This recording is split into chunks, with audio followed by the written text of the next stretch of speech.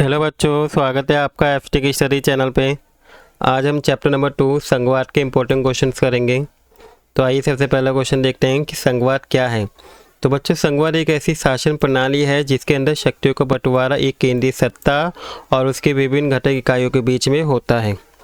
और विभिन्न घटक इकाई और केंद्रीय सत्ता स्वतंत्र रूप से अपना प्रशासन को क्या करती है, चलाती है। दोनों मिलकर काम करती हैं और एक दूसरे के मामले में अनावश्यक हस्तक्षेप भी नहीं करती हैं। उसे हम संघवाद कहते हैं। एकात्म सरकार क्या होती है? एकात्म प्रणाली के अंतर्गत या तो सरकार का केवल एक स्तर होता है या उप इकाई केंद्रीय सरकार के अधीन आती हैं। उसे हम क्या बोलते हैं? एकात्म सरकार बोलते हैं। मतलब कि एक ही स्तर की सरकार है जिस, और वो कौन सी है? केंद्रीय स्तर की सरकार है। बाकी की अगर कोई अन्य इकाइयाँ हैं वो केंद्र सरकार के अंडर में काम करती हैं। तो सरकार को क्या बोलते हैं बच्चों? हम केंद्र सरकार, एकात्म सरकार कहते हैं। इसका नेक्स्ट क्वेश्चन है संघीय। थर्ड, संघीय प्रणाली के दोहरे उद्देश्य क्या हैं? और दोहरे उद्देश्य को लिख कीजिए। देश की एकता को सुरक्षित रखना, बढ़ावा देना और साथ ही क्षेत्रीय विविधता को समायोजित करना संघीय प्रणाली कहलाती है। संघवाद की दो विशेषता बताइए। संघवाद की पहली विशेषता ये है कि सरकार के दो या दो से अधिक स्तर होते हैं इसके अंदर। दूसरा, सरकार के विभिन्न स्तर एक ही नागरिक पर शासन करते हैं। प्रश्न नंबर 5 है कि संघों के गठन को दो प्रकार के मार्ग हैं। प्रत्येक का उदाहरण देते हुए उनके मार्गों के नाम लिखिए। पहला क्या है? एक साथ आने वाला संघ, और इसका उदाहरण क्या है? संयुक्त राज्य अमेरिका में है ये। और एक साथ रखने वाला संघ कौन सा है? भारत। कमिंग टुगेदर फेडरेशन के कोई दो उदाहरण बताइए। ये सेम क्वेश्चन है, इसको इंग्लिश में लिखा हुआ है। एक साथ आने वाले संघ को उदाहरण क्या है? अमेरिका और ऑस्ट्रेलिया। और सेकंड पे यही है, द होल्डिंग फेडरेशन का उदाहरण भारत और स्पेन है। ठीक है, सेम यही क्वेश्चन है, ये अलग से दिया हुआ है एग्जाम में आया हुआ है। ठीक है, सीबीएसई में 2014 में। इसके बाद आपका प्रश्न नंबर 8 है कि भारत में प्रचलित त्रिस्तरीय प्रणाली को ले कीजिए। 3 स्तर की प्रणाली कौन कौन सी है? पहली केंद्र सरकार है, दूसरी राज्य सरकार और तीसरी कौन सी आती है बच्चों? स्थानीय सरकार। इसी बार प्रश्न नंबर 9 है, निम्नलिखित को संघ सूची समवर्ती सूची में बांटिए। जैसे मुद्रा क्या है? मुद्रा संघ सूची में आता है और शिक्षा समवर्ती सूची के अंदर आती है। अभी संघ सूची होती क्या है? रक्षा, विदेश मामले, परमाणु ऊर्जा, बैंकिंग, डाक, ताल जैसे जितने भी राष्ट्रीय महत्व के विषय सभी संघ सूची में आते हैं। संघ सूची में उल्लेखित विषयों पर केवल केंद्र सरकार ही कानून को पारित कर सकती है संघ सूची में, क्योंकि हमें पूरे देश में महत्वपूर्ण राष्ट्रीय मुद्दों पर एक समान नीति की आवश्यकता होती है। और संघ सूची में टोटल 97 विषय आते हैं।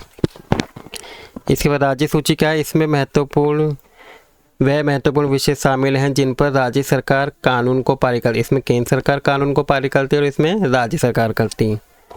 राज्य के भीतर पुलिस, स्थानीय सरकार, व्यापार, वाणिज्य, कृषि, ये सभी विषय क्या होते हैं इसके अंदर शामिल किए जाते हैं। राज्य सूची में टोटल 66 विषय मौजूद हैं। नेक्स्ट क्वेश्चन है कि अवशिष्ट शक्ति क्या है? वे विषय जो शक्ति के विभाजन में शामिल नहीं है। मतलब ये ऐसे विषय जो ना राज्य सूची में आते हैं ना ही संघ सूची में आते हैं। ठीक है, उनको क्या बोलते हैं? अवशिष्ट शक्ति कहते हैं। यह महसूस किया गया है कि एक ऐसे विषय भी हो सकते हैं जिनका उल्लेख इन दोनों सूची में ही नहीं है। केंद्र सरकार को इन अवशिष्ट विषयों पर कानून को बनाने का अधिकार दिया गया है। प्रश्न नंबर 13 है कि एक भारतीय राज्य का नाम बताइए जिसमें विशेष दर्जा प्राप्त है, वो जम्मू एंड कश्मीर है। नेक्स्ट क्वेश्चन है, केंद्र शासित प्रदेश क्या है? ये वे क्षेत्र जो स्वतंत्र राज्य बनने के लिए बहुत छोटे हैं लेकिन जिन्हें किसी भी मौजूद राज्य में शामिल नहीं किया जा सकता। केंद्र शासित प्रदेशों का शासन कौन करता है? केंद्र सरकार करती है। संघीय सरकार में न्यायपालिका का क्या महत्व है? संवैधानिक प्रावधानों और प्रक्रिया के कार्यान्वयन की निगरानी कौन करती है? न्यायपालिका करती है और इसमें एक महत्वपूर्ण भूमिका ये निभाती है। शक्तियों के विभाजन को लेकर अगर कोई विवाद की स्थिति आ जाती है, जैसे केंद्र सरकार या राज्य सरकार के बीच में कोई विवाद हो जाता है, तो न्यायपालिका ही क्या करती है? निर्णय लेती है। विकेंद्रीकरण क्या होता है बच्चों? की जब केंद्र और राज्य सरकार से शक्ति छीन कर स्थानीय सरकार को दे दी जाती है तो इसे विकेंद्रीकरण कहते हैं। ग्राम पंचायत क्या है? ये एक ऐसा परिषद है जिसमें एक वार्ड सदस्य होते हैं जिन्हें अक्सर पंच कहा जाता है। और एक अध्यक्ष होता है जिसे सरपंच बोलते हैं। पंचायत समिति क्या है? कुछ ग्राम पंचायतों को मिलाकर पंचायत समिति, ब्लॉक या मंडल समिति बनाई जाती है। गांव की सरपंच या पंच का चुनाव कैसे होता है? वे उस वार्ड या गांव में रहने वाले सभी जो वयस्क लोग होते हैं वो क्या करते हैं? इनको चुनते हैं। एक संघीय राष्ट्र में न्यायपालिका किस प्रकार निर्णायक की भूमिका निभाता है? न्यायालय को संविधान और विभिन्न स्तरों की सरकारों की शक्तियों की व्याख्या करने का अधिकार है। यदि विभिन्न स्तरों की सरकार के बीच अपनी अपनी शक्तियों के प्रयोग के दौरान विवाद होता है तो सर्वोच्च न्यायालय क्या करती है? उनको सुलझाती है और अपनी भूमिका निभाती है।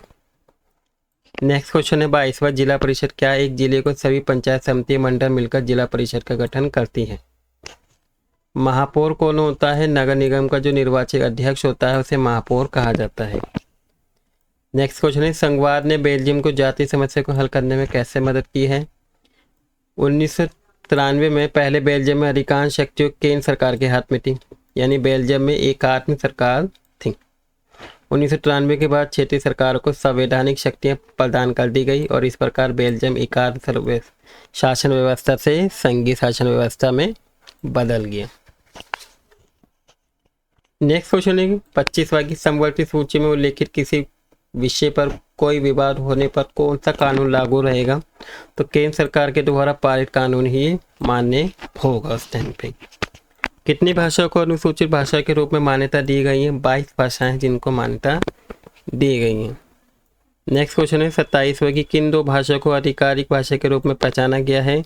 तो वो कौन कौन सी है? अंग्रेजी और हिंदी, ये दो भाषाएं जिनको इसमें आधिकारिक भाषा के रूप में पहचाना गया है।